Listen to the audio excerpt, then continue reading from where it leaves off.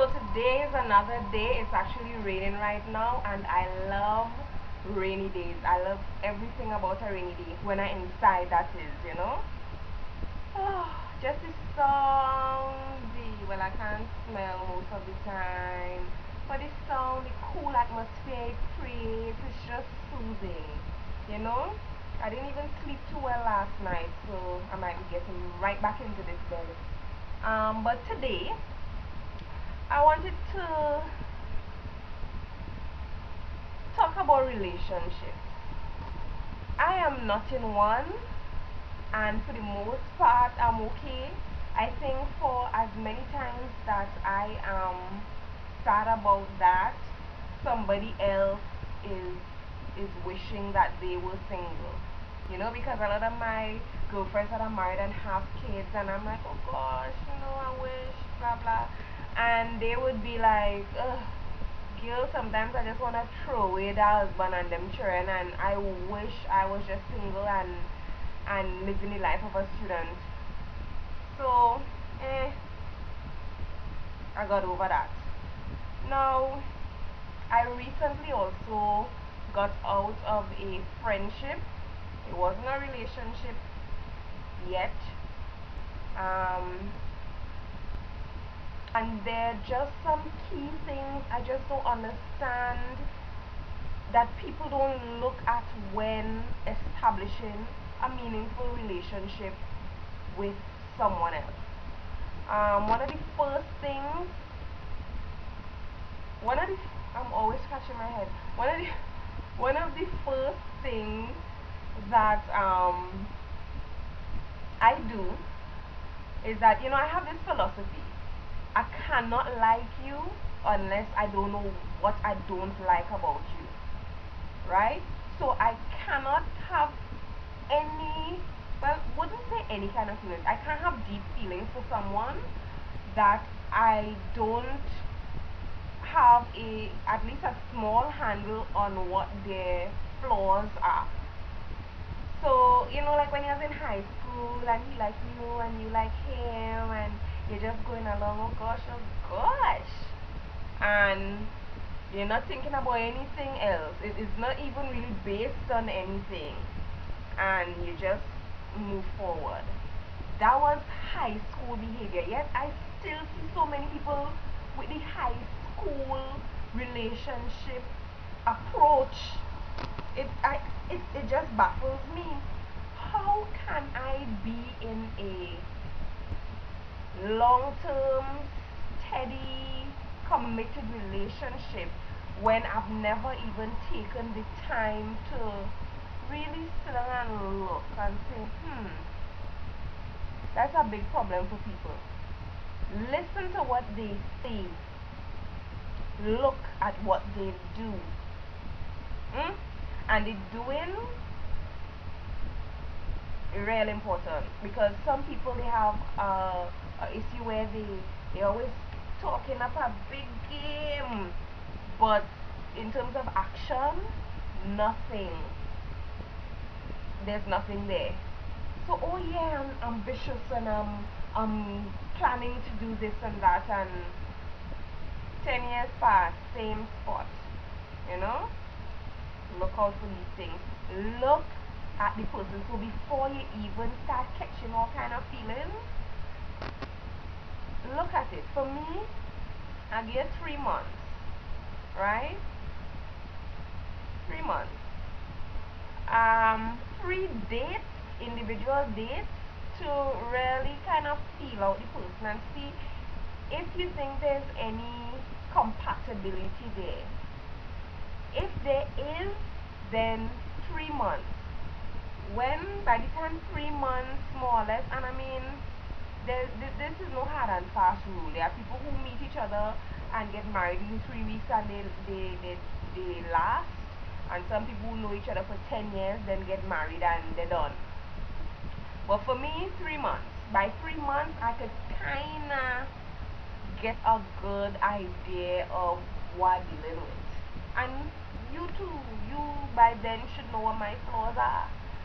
You know, am I selfish? I into myself? I cheat? What it is? By 3 months, You shouldn't. Right? So I can't like you till I know what I don't like about you. That's my first point. Let me see what my second point is. My second point was take your time before, feelings really start setting in. So you see people who like to talk about, they are scratching my head again.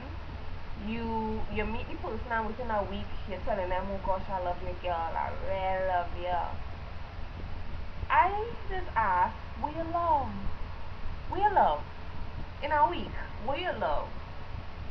The honeymoon period ain't even passed yet. I still, all happy and like going out with you and thing, and the real meat of who I am has not surfaced yet. And I don't think really it's an intentional mask that people put on a lot of the times.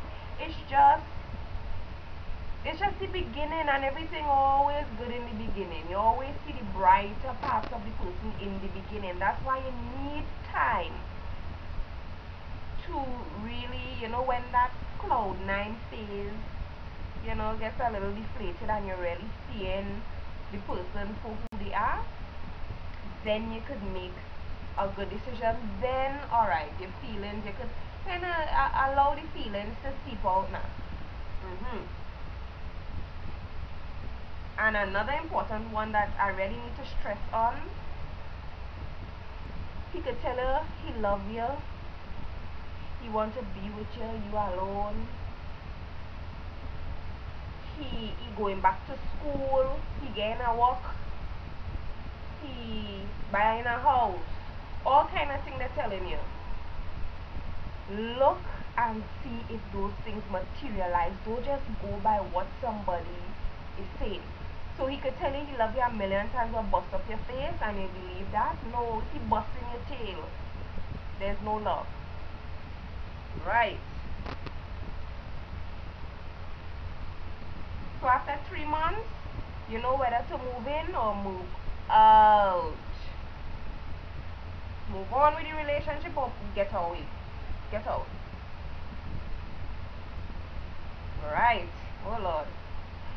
Please bear in mind, when you meet somebody and you decide to be in a relationship with this person, and this is all in a 3-month period, you're assessing all of this then.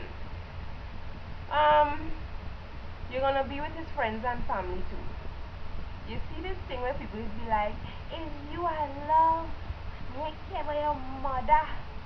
She could don't like me if she want.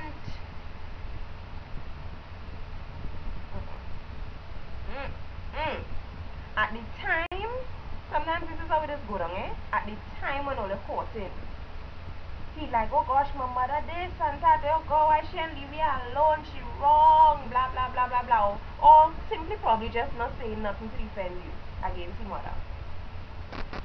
From the time when they get married, suddenly mother is queen. And all kind of rubbish start to pelt out. But you didn't know enough, you didn't know who their friends are. If they're like none of the man friends, trust me, you ain't really like he. Because you tend to really associate with people that you find compatible to your lifestyle, your way of thinking, etc., etc., etc. And your friends have a lot of influence sometimes on, in terms of, if everybody hates you, it's harder to be in that relationship. And then you have to ask yourself the other question too. If everybody hates you, how everybody could hate you? It must have some reason. So you were the man, everybody hate the man, but you think something wrong with all your friends? Something wrong with the man. Family also. You see, family, don't be short-sighted in that one day if you marry this man and you have kids with this man, them children going and to spend time by his family, and his friends gotta be around too. So if you don't like his family and friends, remember, you find him mother just cut up the place too much. She going and use them same obscene words around your child, and then your child coming home cussing like a sailor. Eh? People can't do nothing for each other without payment. I recently encountered that. The guy I was interested in, if his family had to for August, he was just broke because his family, his sister and his mom, they don't do anything in that family without payment. So if his sister is supposed to go and buy a bread for him, she charging him $20 to go down the road to buy the bread. If the daughter had to stay by them, he had to pay. I didn't like that at all, so I got to step in. I ran. And other issues, just the way they carry themselves. You had to really look at the family and friends. Is that what you're willing to put up with for the rest of your life? Because that is exactly what you're gonna have to do. You find it a dysfunctional home, that's where you're gonna have to spend time. That's where the kids that you're probably going to have gonna have to spend time. Right? Understand that not everybody who like each other needs to be in a relationship. There's a matter of being equally yoked and an issue of compatibility. Back in the day when once you could cook, clean house and make children, as a woman you're a good candidate, and as a man you're working, you're bringing home money, that was a good candidate for a husband. People didn't take into account other aspects of compatibility, like the intellectual level. And not saying that one is better than the next, but you can't understand each other because you're talking on two different planes. He interpreting the same information very differently from you, and that's going to cause confusion and chaos. You always have to explain things to each other. It's just tiring. He is one religion, you're next. That is our next problem. You know? Some people make it work. There's always an exception to the rule, but the rule is compatibility. Are there things that you have in common? And although, like, I had a boyfriend, we didn't have a lot of things we like to go out and do in common. But what was good about the relationship is that he was very open to experiencing the things that I liked and vice versa. And turns out that they were things we enjoyed, right? So if he likes to stay home but you like to go out all the time, incompatible, you know? You want children, he don't want children, incompatible. I know, but they know what I mean. If right now you're in a relationship and you can't think of one thing that you all have in common, I know. I know about that.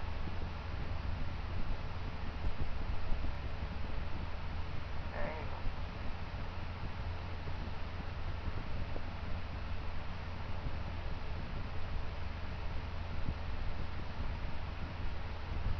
And also in the relationship I was just in, wasn't a relationship. We were 2 months in and I ended it because of all these things. That was the trial period, the 3 months, and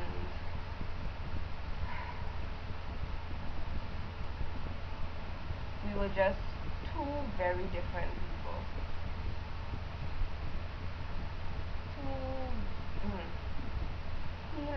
film right through. Right through. 2 months. Right through. Love DVDs. Right through. Back to back to back. And all our bed. That's why I like, oh gosh. And on the block, and that's his thing. He felt as if, because a lot of his family members are gangbangers and stuff, he thought that because he wasn't on the block selling drugs or running woman, he was home, he cooked food, now he's sitting and watching movies, he feels like I should have no complaints. But I'm not a stay at home type of person. I love to be outdoors, you know? And yeah, sometimes we could see Umban all the time. Gosh, and he couldn't understand that. His family, that was our next issue. The whole, I can't do nothing for you without passing money. That's a problem for me. That's not how family's supposed to operate. So if I really don't and out, you mean you watch me rot on the side of the road if I don't have money to give? I didn't like that at all. And the thing is, he wasn't like that in that, for the most part, they would come and take things. He would just realize this missing or that missing, and he'd be like, oh, they passed through. And I would be alarmed, and he's like, okay with it. Um, Also, his way of dealing with issues was not to deal with them at all. He'll just be like, alright, well, I don't let nothing hurt my head, and the issue done. And you say whatever you want. So I'm like, no, not whatever I want, because at the end of the day, if I keep getting everything that I want, then you're going to be unhappy, and then in the interim, both of us are going to be unhappy. And then that was just another trick. All of this, just talking. Because though he's saying whatever you want, he is doing what he wants. And I started realizing that. He's always telling me whatever you want, but then I realized that's not happening. He just continues doing whatever he wants. And it just wasn't going to work. Generally, he'd be probably good for somebody else. I would say generally he's a good man, you know, but we were just incompatible. Incompatible. And when I broke up with him,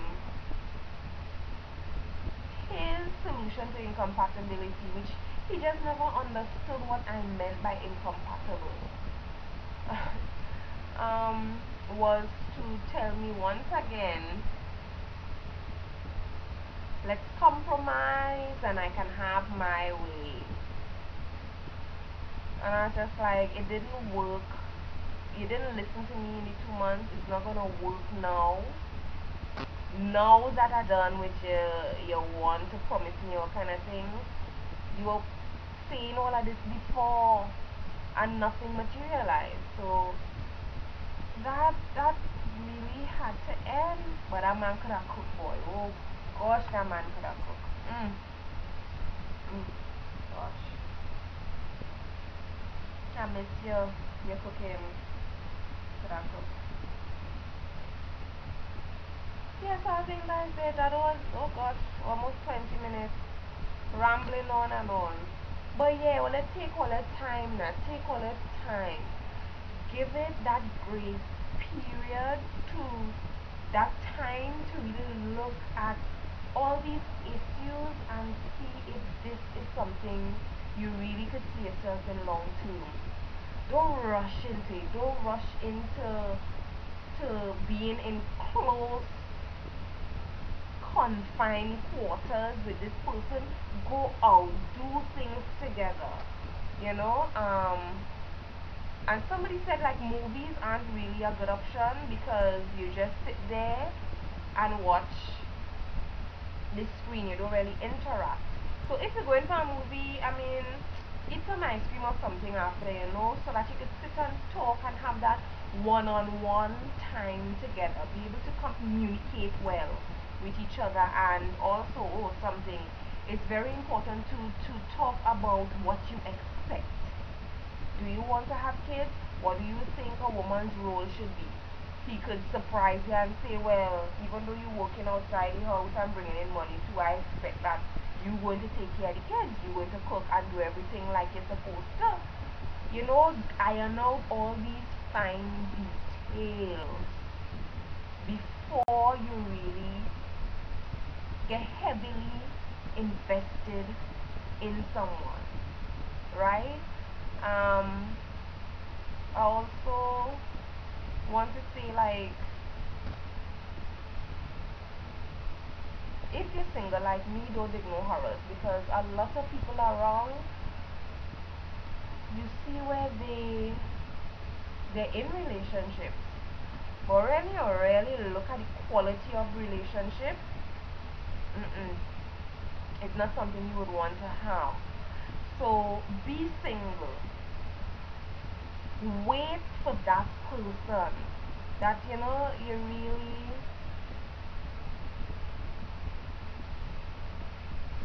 really feel a serious deep connection to.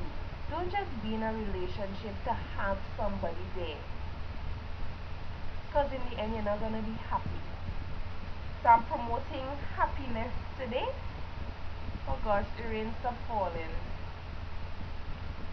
Anyhow, as I told you, I feel like still getting back into this bed. Um, Tell me what you think about this. If there are any points in terms of what you should really be looking out for when pursuing someone to enter a relationship with. Um, yes, you can place a comment. So thank you for watching once more.